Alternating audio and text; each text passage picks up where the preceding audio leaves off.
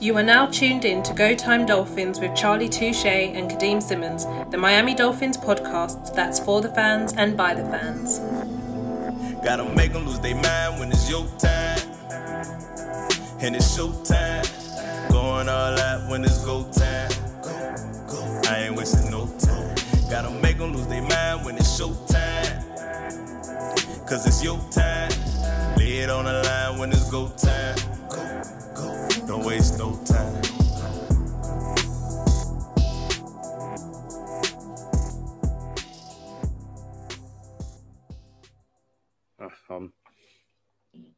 It's weird. Like, I feel like I see you too much.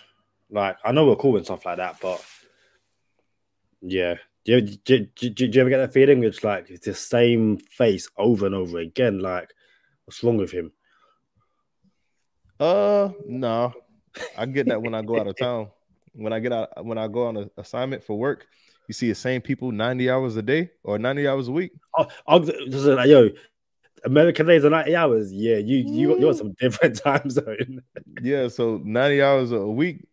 I kind of get that with some of my coworkers, but nah, not here with Dolphin Talk. Look, man,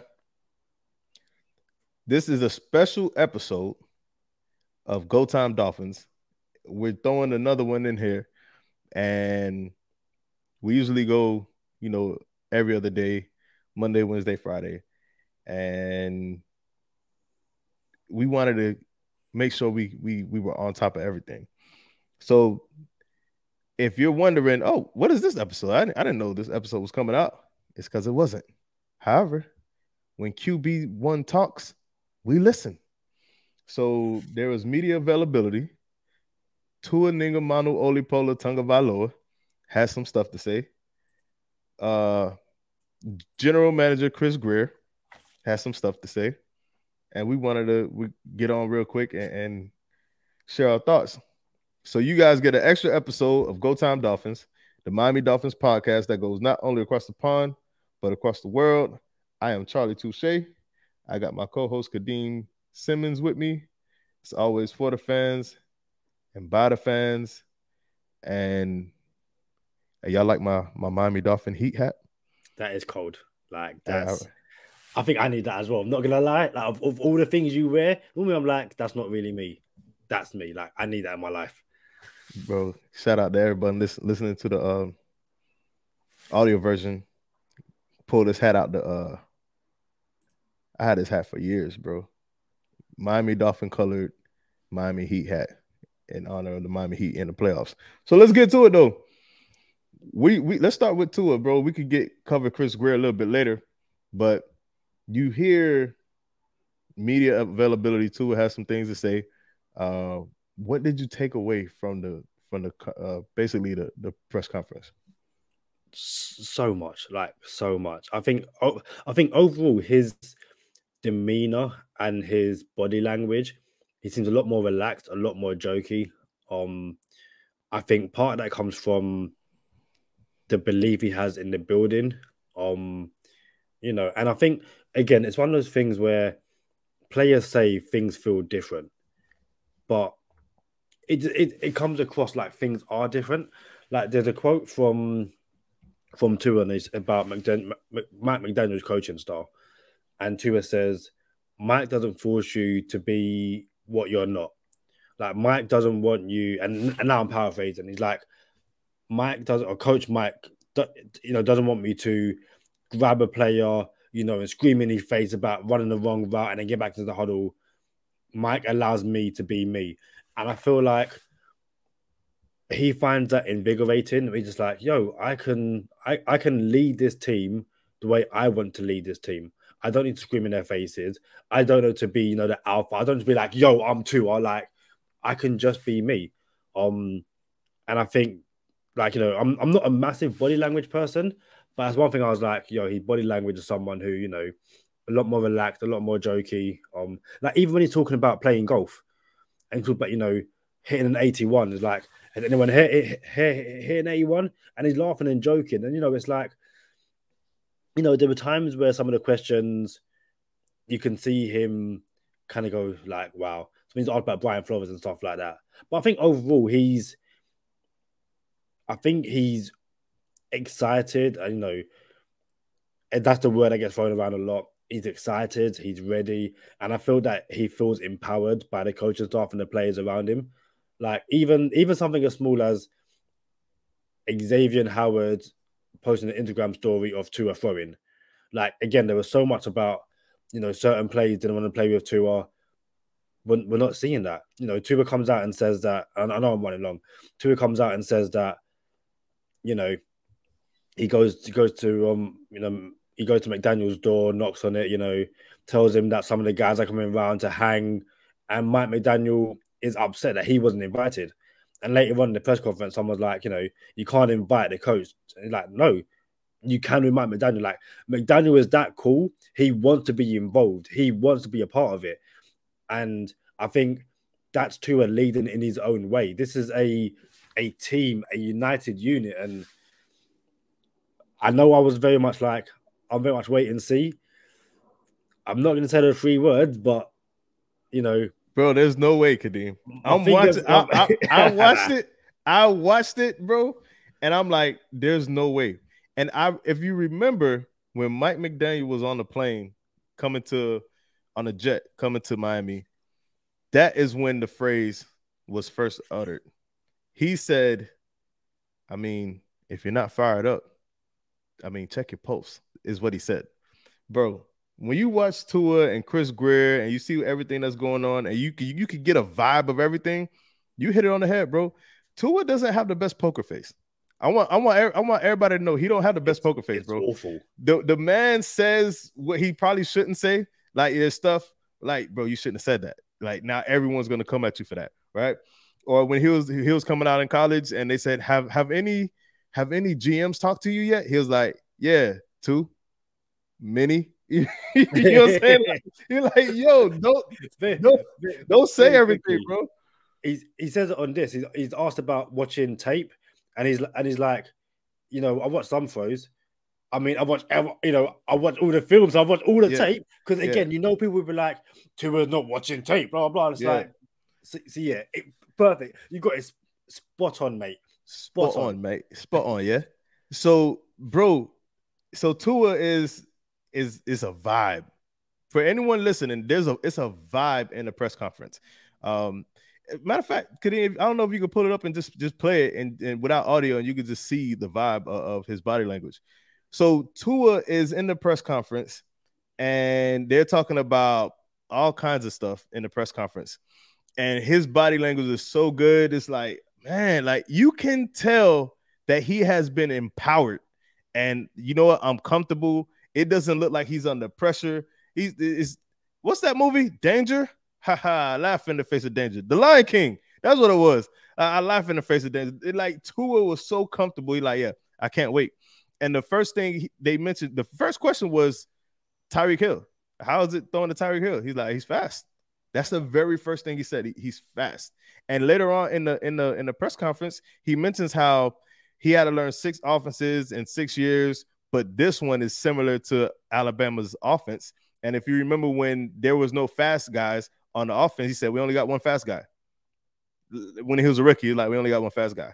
And that's something else he couldn't hide very well. But he said, oh, we only got one fast guy. So now he got a track team of receivers, and this offense feels like, he said, it feels like an Alabama offense.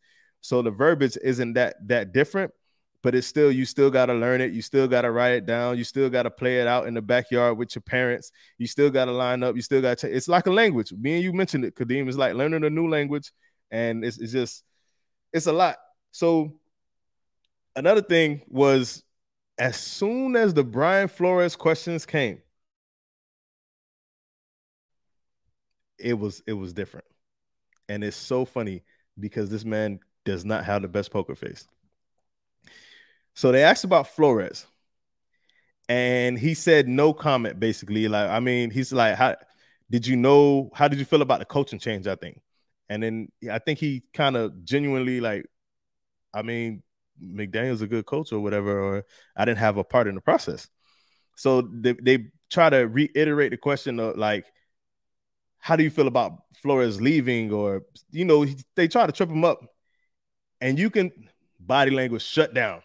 Like, Well, I have no comment about that because that wasn't my decision. So yeah, I have no comment. Like it just took it from all the way up here to all the way down here, right? So the very next question, go ahead, hold on. So the very next question was another flow question, and you could again see to it like, man, we was doing so good. Why are we here again?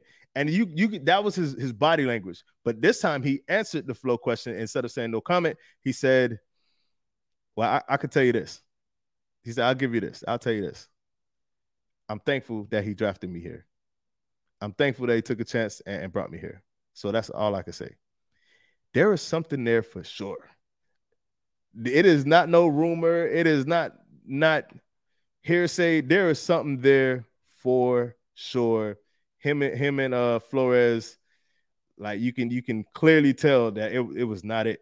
You know what I'm saying? So, man, So very quickly, so this is him talking. He'd been asked about Brian Flores, and he's gonna go, and if you're watching on YouTube, like you can tell he's. Go ahead. Yeah. He'd been asked about Brian Flores, and he told he's very much like, yeah. So the audio muted, but he. Do you want to play the audio and risk getting a strike? No. Just go ahead. But he basically says, I'm very thankful that he drafted me to Miami, basically. And I will kind of like rewind it very quickly. For me, it's very much like as my internet just wants to mess around. Like it's the weight, it's the and yeah, it really did bring the mood down of the thing. And again, as a journalist, I can understand why you're going to ask a question, but sometimes it's like, listen, just leave it. Like we're now talking about Mike McDaniel going forward. We can't keep on going back to Brian Flores. Like hopefully this is the last time it's kind of mentioned with around two and stuff like that, because like you said, clearly something went on. There's absolutely no doubt. Yeah. If you heard the rumors, if you heard the Brian Flores side, if you've seen Tua just now in this conference, there's no doubt about it. Something happened. And it might be on par with what everybody said happened. So another thing is what you mentioned, Kadeem, was he said, yeah, I passed by coach's office and I was telling him how we had guys over. I had a couple of teammates over. Remember, I told you he was on the guitar. Raekwon Davis was over there. They were singing, and it was a whole bunch of. It was just a vibe. A lot of teammates came over to Tua's crib. Everybody cooling with Tua, the people that the person that apparently nobody likes. Whatever. So anyway, so Coach McDaniel was like disappointed. I think the word that Tua used, like disappointed that he didn't get the invite. Like, dang, I thought we was good, bro. Like I couldn't get the invite, right? So Tua was like, dang, I didn't know you wanted an invite. You feel me? So later on, a reporter says, I mean, you can't invite the coach over and chill with you, can you? And then Tua says, again, not hiding his poker face. You can. This coach, you can. This coach, you actually can. You can chill with this coach. So it's so funny that Tua has no awareness when it comes to what you should say, how you should say it, and something like that. It's like he's like a kid, bro. He's a kid that has a pure heart, and people try to trip him up, and then he comes out and says something like, oh yeah, you can invite this coach over. You can hang out with this coach. He's real cool. So imagine you have a football coach that you're chilling with, you and your teammates after hours. Like, where they do that at? You know what I'm saying? So the vibe of the locker room, if you keep hearing this, the chemistry, the vibe, and all this other good stuff, I wonder why, right? So, man, it's a lot. There was a lot there with Tua.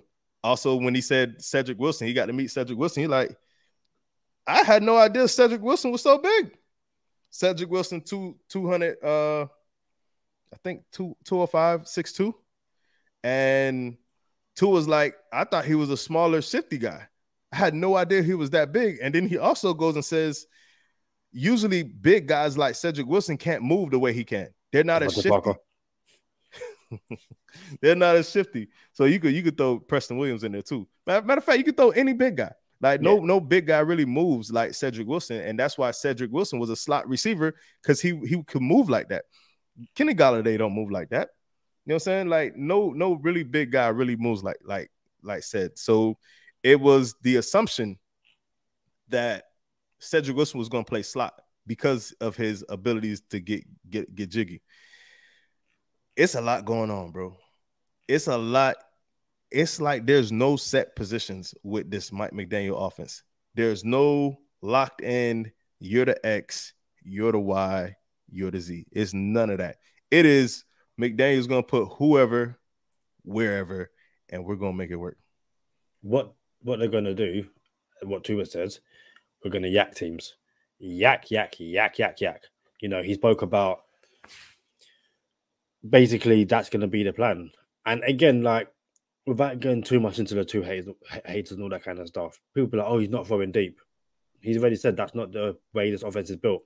The offense is basically, you know, get the ball out quickly and we'll pick up our yards after the catch. So again, it's, you know, he spoke about Wilson being shifty. You know, Tyreek Hill was Tyreek Hill. Jalen Waddle was Jalen Waddle. Lynn Bowden is Lynn Bowden. So yeah, it's you can see why they're so excited. You can see why, as a team, players, you know, are ready. He even said, you know, and I don't think this was a shot at Brian Flores. I think this was just a general, you know, comment. But he was talking about how, you know, it's only been 2 days of this voluntary workout, which is voluntary. He was like, everyone's here basically. And to be fair, we had that under Brian Flores, but he was like, vets are here as well. Like he said, I've never seen this many people here for phase 1 workouts. It's like, this is ridiculous. And it goes to show how charismatic and how everyone wants to be there for Mike McDaniel. Again, it's, you know, everything's great now, and hopefully this continues. It's just so nice to see Tua empowered. You know, we put out a old video of Tua after the Jags game, and again, that was a low point of the season. But his body language is just so different because again, it's having people have your back. You know, I don't know if I want to transition to Chris Grier, but you know, Chris Grier said that, yeah, these guys are excited to work with Tua. Like he noticed a difference in Tua. Like everyone's noticing it because, you know, the guys in the building want to get their best out of Tua. He said Tua's improving. They're excited to see the development in year 3 in this new offense and stuff like that. So I think the one word we're going to hear over and over again is exciting, and it's going to be very, very fun to watch. Chris Grier also had media availability. And as we transition from Tua to Chris Grier, we'll do it with this right here. We'll tie it together with this. Tua said he sat down with Coach McDaniel, and they went over 150 throws of Tua's throws. What good passes and bad passes, what is expected, what is not expected, what goes into this offense, what will go into this offense. Chris Grier said Mike McDaniel and Darrell Bevell, the quarterback coach, he coached Brett Favre, Aaron Rodgers, Matt Stafford, Russell Wilson, Trevor Lawrence, even though he don't belong on this list. So Darrell Bevell and Mike McDaniel, according to Chris Grier, says they rave about Tua. And he also alluded to how good it is that they're still talking about how good Tua is post-interview, meaning he said this. He said, you don't know who's lying just to get the job. Yeah, I might be interested in Tua just so I could get this job. But the fact that they're still talking about what Tua can and what Tua can do, it's like, hey, I told you I came here for Tua and a head coaching job as well, but I believe in Tua. So how can you not check your post, Kadeem? How could you? Because I like to be different. Nah, bro. You need to get on or get left. That's all I'm saying. What was the exact quote that McDaniel said again? McDaniel said, I mean, if you're not fired up, I mean, check your post. So I'm fired up. So I don't need to do it because I'm fired up already. So I literally said I'm excited. So that's why. It's time.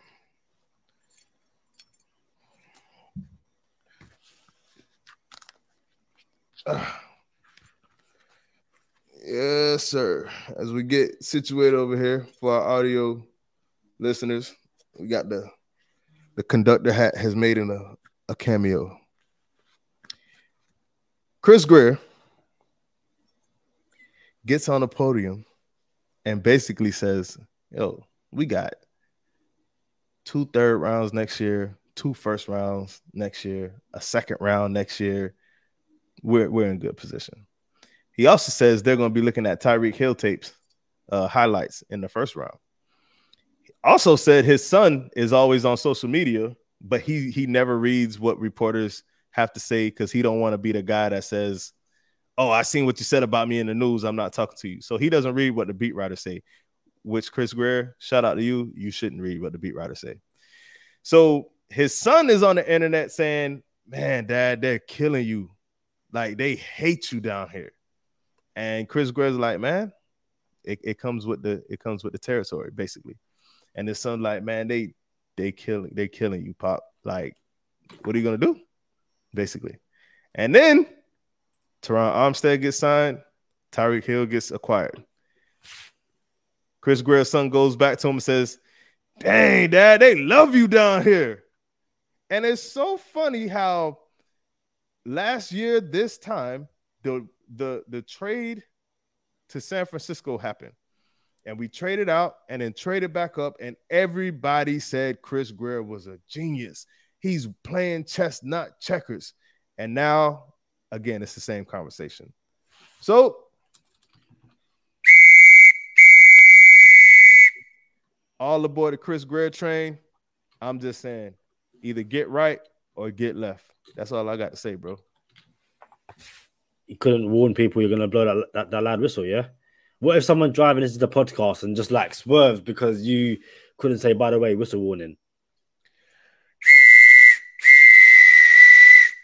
Whistle warning. I ain't saying nothing.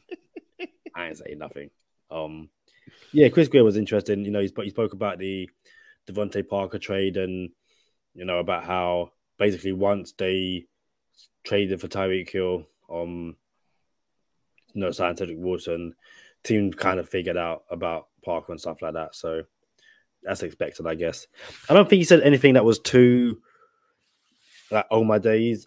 You know, he kind of spoke about the draft a bit in terms of, you know, making sure because they got so little picks this year, they kind of have to hit. And I believe he said that he felt the strength of this draft class was in the offensive line group, which means that they might see value with that first pick, the third round, you know, where a good offensive lineman is going to fall to them, which means they might not move up, which I find quite, that's what I took of it. People might not see the same, but I find that quite interesting.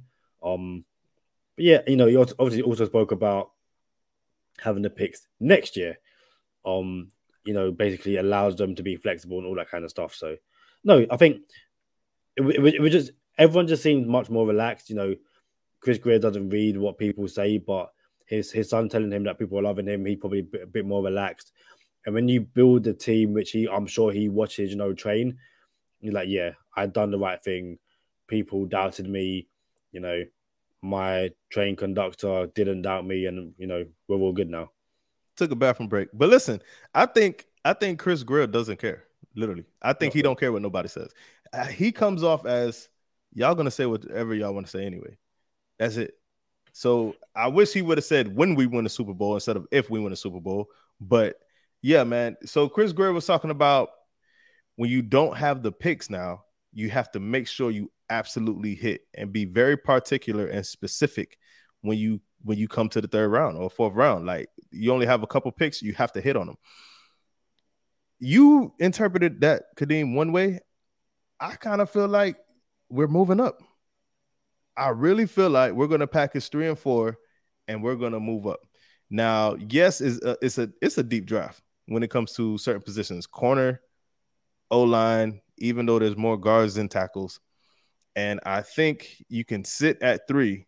You can sit at 102, 103 and not move, and you can find something of value. But I think if you want to be what they said, which is particular and specific, you move up for sure to get whatever you're looking for. So if I had to bet $1 to win $1 million, and the bet was, do you think Miami sits at 103, 102, or do you think they move up? I'm thinking they're moving up. And I kind of bet that. You mentioned how Devontae Parker came up with Chris Grier. And something that surprised me was he mentioned more than once that they wanted to do right by Devontae Parker, meaning we're not just going to send you to oblivion. We're not going to send you to the Detroit Lions, who may take 10 years to become relevant again. We're not going to send you to the Jets, where we're going to beat them the next 20 times over the next 10 seasons. We're going to do right by you. He also mentioned, he said, we talked to Parker, we talked to his agent, we talked to other teams, and we wanted to do right by him. So sneak dissing, we sent him to the Patriots because we know Tua's undefeated against the Patriots, and the Patriots ain't going to shake nothing against us anyway. So yeah, sure. Let's get a 3 out of this, and it's a win-win for everybody. Parker thinks he's going to a winner. The Patriots think they got something in Parker, and the Dolphins win because we know what Parker is, and we put him in the same division. I like it. It's chess, not checkers. That's why I got this hat on. Yeah. It's just, yeah. I have nothing to add. To be fair, it's always good to kind of see, QB1 and the GM talking, and like I said at the very start of this show, it was important for us to basically, get our thoughts and feelings and pass it on to you guys. So, leave a comment, give us a 5-star rating on iTunes, Spotify. Just share the love as we continue to, talk and just enjoy the Miami Dolphins offseason so far. Listen, Jalen Waddle jersey giveaway on the next episode. Tune in to the next episode and find out how to win a Jalen Waddle jersey fit to size that will fit you. So come on over to Bonus Time too. Check us out. Y'all know what time it is. Stay positive. Test negative. For Kadeem Simmons, I'm Charlie Touche. Thank you for tuning in this time. Make sure you catch us next time on Go Time. Already. Gotta make them lose their mind when it's your time. And it's show time. Going all out when it's go time. I ain't wasting no time. Gotta make them lose their mind when it's show time. Cause it's your time. Lay it on the line when it's go time. Don't waste no time.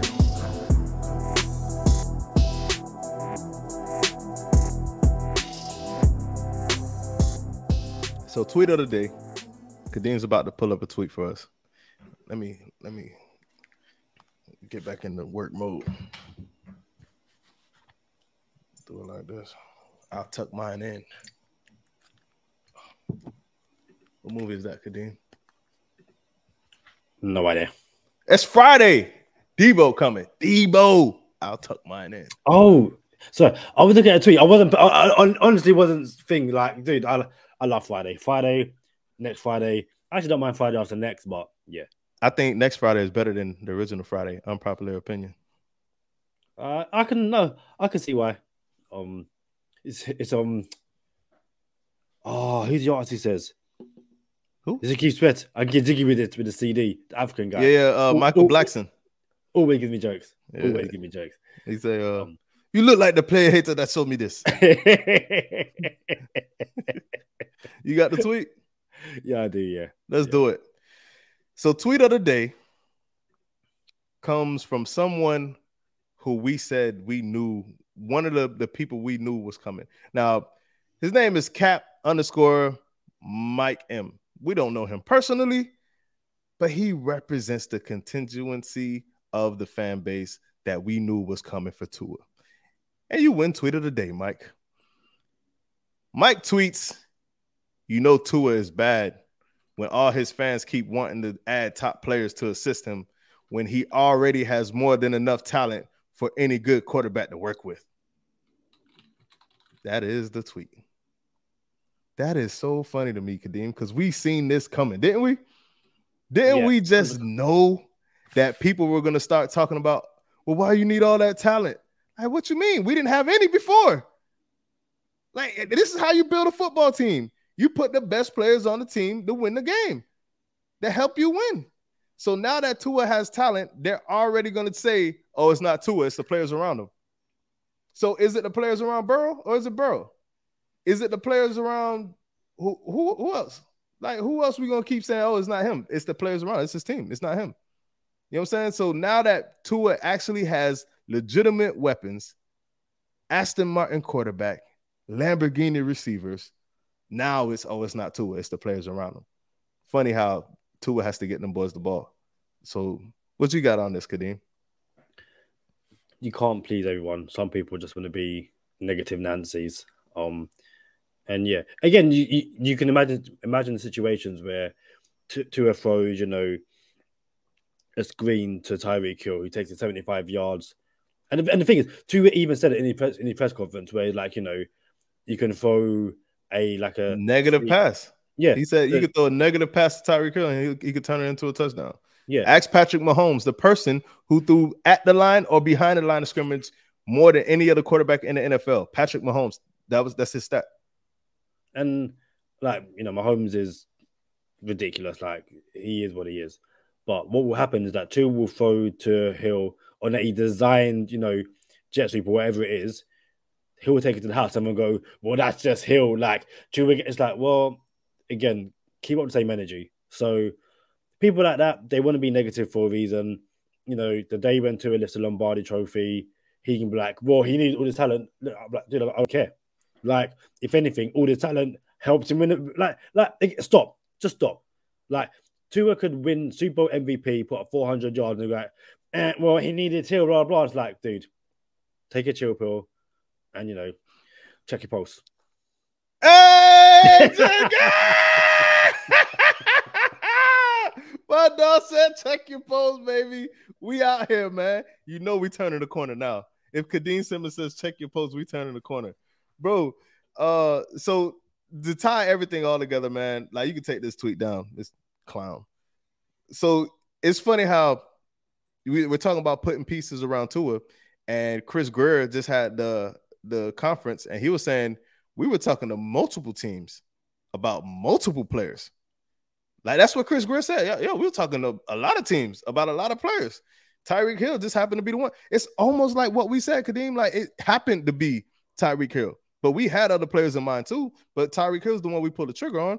And now we're talking about Yak, yards after the catch. Bro, it is official that Deebo Samuel has officially requested a trade from the 49ers. What do you think? Is it possible the Dolphins could get him? Is he going back to San Fran? Is he unhappy? Is he disgruntled? Is he doing what he has to do to try to get a contract? What do you make of this? Well, the reports say that he doesn't care about the money. Like, he's not trying to get paid. It's more about his usage and stuff like that, and the way he's been used so far. So I think I was chatting to Mike the Mike from the Fin Tailgate. I was kind of saying that if he doesn't care about the money too much, then for cap reasons, Miami are definitely viable. The issue you're going to get is it's going to cost you a lot to get him from the 49ers. And the Dolphins don't have the cap. The Dolphins don't have the picks this year to go and get him. They've got the picks next year, but the 49ers aren't going to trade away Deebo Samuel for picks next year. You know, the season's still to play. So I think the Dolphins are 100% viable contenders to basically trade for him. I just think they're going to need to find a pick from somewhere, and I don't see where the picks are coming from right now. So Chris Grier mentioned trading back up into the first round. I don't think it's likely, but he said if a superstar talent falls, if a special talent falls, then yeah, it's a possibility. I don't think he's coming. He said we listen to all offers, hit us with the PC answer response, and I don't think we're trading back up into the first round. Could we trade back up in the second round if something starts to fall? Probably. I don't think we do that either, but I do think we trade up into the third round because we have a late third. Now, as far as Debo, I'm like, look, listen, San Fran has already come out and said they don't want to trade him. Like, yo, we need to win now, and we're not trading you. This is what happens, Kadeem. When a player is responsible for so much of your offense, and he's only on the books to get paid $2 million this year, that player is going to say, bro, I could get hurt, and it's a wrap for me. Shout out to Isaiah Thomas in basketball. Like, he never got his big contract. You know what I'm saying? So Debo like, yo, y'all going to use me all these times. I'm going to get 25 touches a game, running back and receiver. Y'all going to use me as the offense. And then y'all going to pay me $2 million to do it. I'm not here for that. So he's unhappy. I get it. As far as the Miami Dolphins go, again, we said it before. We'll say it again. I do believe he was in the conversation to be a Dolphin. The timing didn't work out. Devontae Adams forced KC to not be able to pay Tyreek. Tyreek forced his way out. Miami was like, well, we're not going to wait for Debo. And then we ended up here. So can we get Debo? Yes, we can. Will we get Debo? I doubt it. But it would have been fun, though. I promise you that. Because I would have took Debo over Tyreek, but I'm happy with Tyreek. And if you're going to mortgage everything, which is, hey, spend 2 firsts for Debo Samuel next year, it's possible. Let's talk about what has to happen. You would have to punt on center. So that means you're going to stay with Michael Dieter now. You're going to not get any linebacker. Matter of fact, there's no more free agents. Everyone that comes to the team, if you were to acquire Debo Samuel, everyone that comes to the team is going to be an undrafted free agent, straight up. You're going to pay Debo something like the Tyreek Hill trade. You'll pay him a couple $1 million more this year, but then he'll come in next year and smack you on the head, which no one would complain about. And ultimately, I think you move on from Mike Gesicki if that happened. So it's a stretch. I 100% Chris Grier would have did it. I'm telling you, I'm the second man in the engineer room. But now that we have Tyreek, acquiring Debo is unrealistic.